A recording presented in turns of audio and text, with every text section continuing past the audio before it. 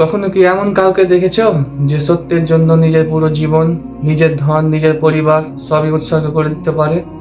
যে পৃথিবীর সবচেয়ে সত্যবাদী মানুষের পাশে দাঁড়িয়ে ইতিহাস বদলে দিয়েছে।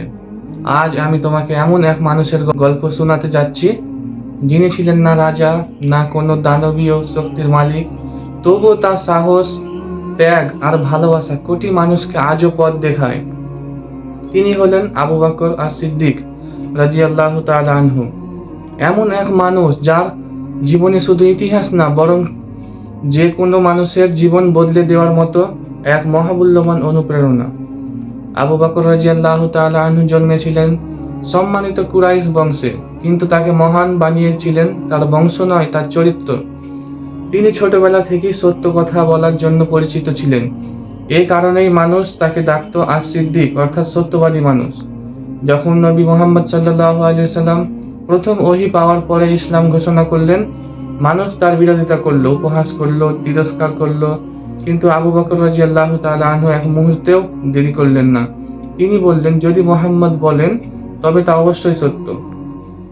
এই বাক্য, এই এক বাক্যই প্রমাণ করে তিনি কেমন বিশ্বাসী মানুষ ছিলেন।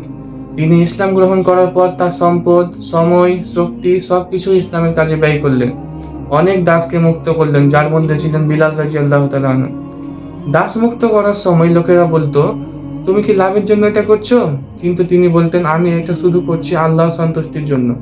এরপর আসে কঠিনতম সময়, মক্কার নির্যাতন। সবাই ভয় পেত, সবাই দৌড়ে বেড়াতো আত্মরক্ষার জন্য।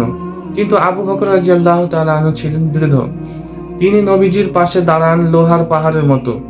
একদিন কুরাইশ নবীজিকে মারছিল। আবু বকর ছুটে গিয়ে বললেন, তোমরা কি একজন মানুষকে মারছো যে শুধু বলে আমার রব আল্লাহ? তাকে এমন ভাবে মারধর করা হলো যে তার পুরো মুখ চিনতে কষ্ট হতো। কিন্তু সুস্থ হওয়ার পর প্রথম প্রশ্ন ছিল, মোহাম্মদ কেমন আছেন? এটাই সত্যিকারের ভালোবাসা, এটাই একজন সত্যিকার বন্ধুর রূপ। হিজরতের দিন নবীজির সাথে সঙ্গী হতে পেরে আবু বকর কাঁদছিল আনন্দে। নবীজি বলেছিলেন, দুশ্চিন্তা করো না, আল্লাহ আমাদের সাথে আছেন। গুহায় লুকিয়ে থাকার সময় শত্রুরা এত কাছে ছিল যে পা দেখলেই হয়ে যেত শেষ, কিন্তু আবু বকর রাদিয়াল্লাহু তাআলা এর ঈমান অটুট ছিল। মদিনায় পৌঁছে তিনি নবীজির সবচেয়ে বড় সহযোগী হয়ে ওঠেন। দুনিয়ার কোনো লাভ তার মনে ঢুকাতে পারেনি। নবীজির মৃত্যুর পর মুসলিম বিশ্বের নেতৃত্ব যখন কঠিন সংকটে পড়ে, তখন আবু বকর রাদিয়াল্লাহু তাআলা আনহুর দায়িত্ব ছিলেন। তিনি কথা বললেই দৃঢ় কণ্ঠে, যে মুহাম্মদের ইবাদত করত সে জেনে রাখুক মুহাম্মদ মারা গেছেন, কিন্তু যে আল্লাহর ইবাদত করত আল্লাহ চিরজীবী। মানুষ ভেঙে পড়েছিল, কিন্তু তার সেই ভাষণ পুরো উম্মাহকে আবার শক্ত করে তুলল। তিনি দৃঢ়ভাবে বললেন, ইসলামকে কেউ দুর্বল করতে পারবে না যতক্ষণ একজন আবু বকর বেঁচে আছে।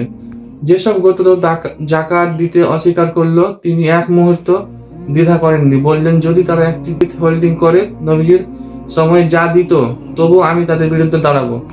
তিনি জানতেন নেতৃত্ব মানে শুধু কথা নয়, প্রয়োজনে কঠিন সিদ্ধান্ত নিতে হয়। 2 বছর 3 মাস তিনি খেলাফত চালিয়েছিলেন, কিন্তু তার কাজ এত বিশাল যে আজও তার নাম ইতিহাসের শীর্ষে।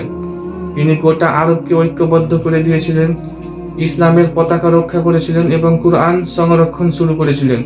মৃত্যুর আগেও তিনি ছিলেন জমি বিক্রি করে রাষ্ট্রকে টাকা ফিরিয়ে দিয়েছিলেন, যা তিনি খেলাফত চলাকালে ব্যবহার করেছিলেন।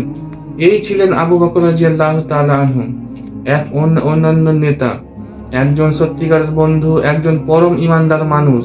তার জীবনী আমাদের শেখায় যে আল্লাহ ও সত্যের ওপর ভরসা করে তার জীবন ব্যর্থ হতে পারে না। ভিডিওটি যদি ভালো লাগে অন্যকে শেয়ার করে দিবেন, আর চ্যানেলটি সাবস্ক্রাইব করে পাশে থাকবেন। আসসালামু আলাইকুম।